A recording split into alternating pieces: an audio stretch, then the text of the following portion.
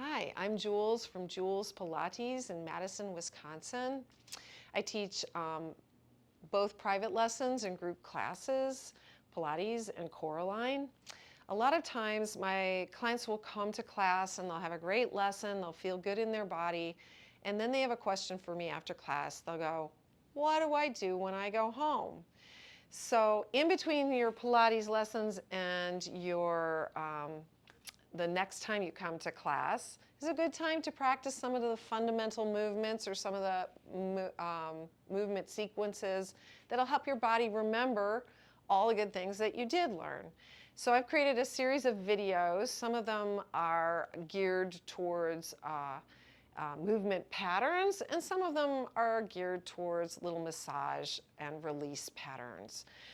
When you decide to have a little home practice for 5 or minutes or a half an hour, you're going to really need to think about the space around you. So you want to have some place that has enough room to move your arms and your legs in a way that you're not knocking into the kitchen counter or the ottoman or the guest bed, and that you can roll your body down and up or stretch your legs fully out, come to fully to standing.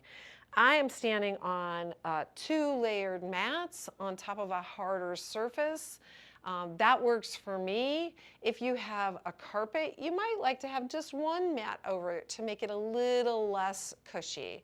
But if we're doing moves where you're lying on your back, you don't want to hurt your back, you don't want to hurt your joints, you don't want to hurt your wrists or your ankles or your tailbone. So make sure that give it a test run before you really get into it, and make sure that your surface is comfortable for you.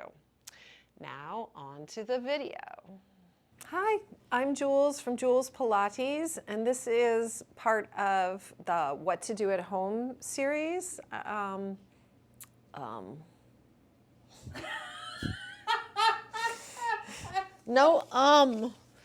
Hi, I'm Jules from Jules Pilates, and this is part of the What to Do at Home series.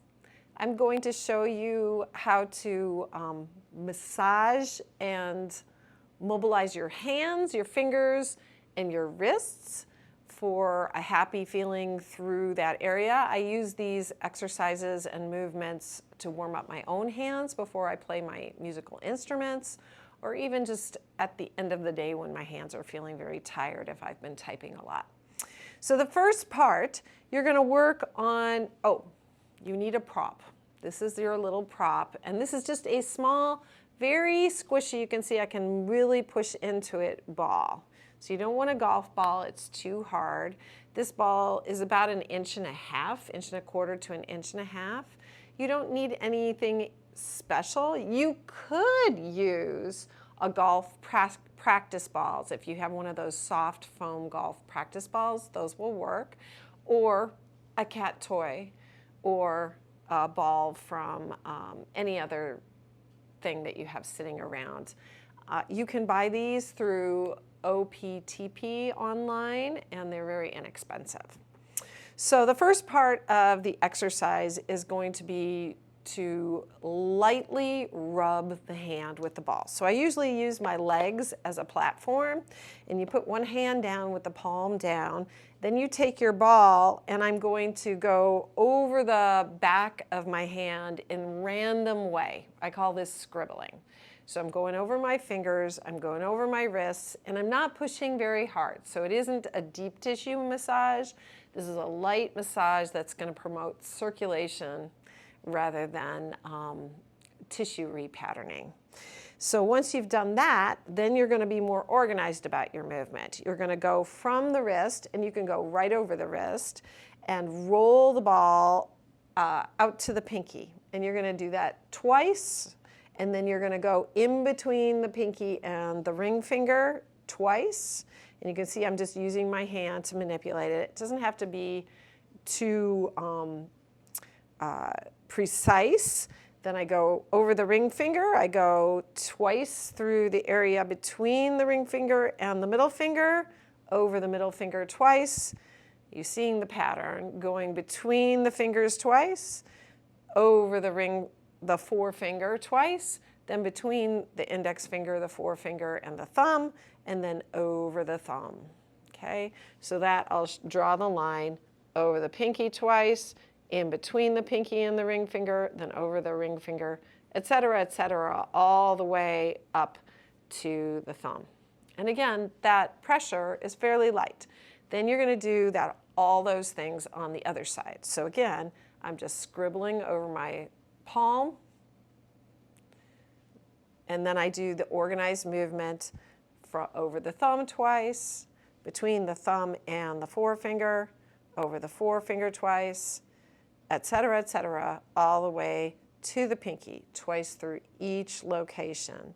Now you'll note that I started on the pinky side, on the other side of my hand, and on this side I started with my thumb.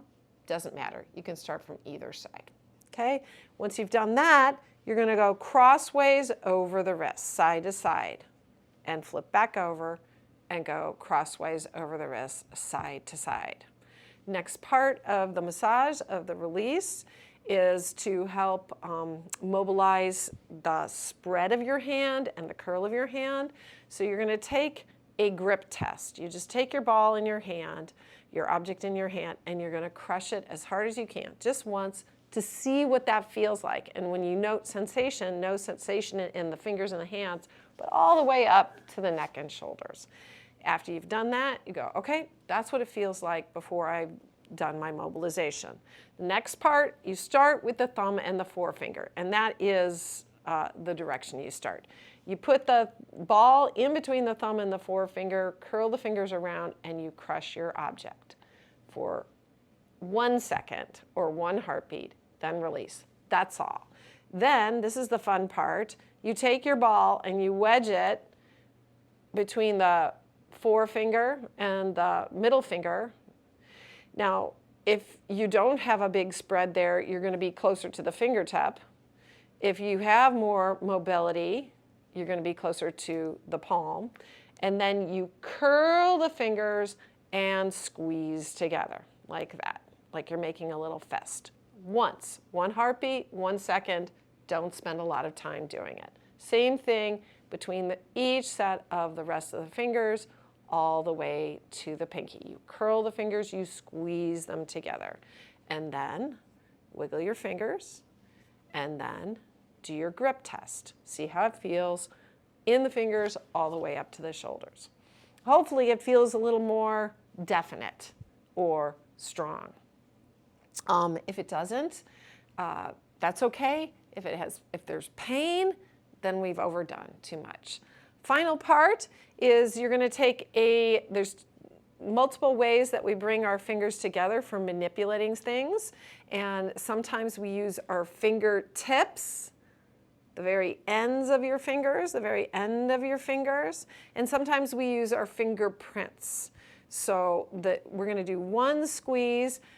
Each time the thumb is going to be participating, and we're going to do 1 squeeze on the fingertips, and then we're going to do fingerprints. And the ball is like that. So fingertips on the ball, the tip of the thumb, the tip of the first finger, and you push inward once. That's it. Now I can usually just roll the ball so I can go fingerprint to fingerprint.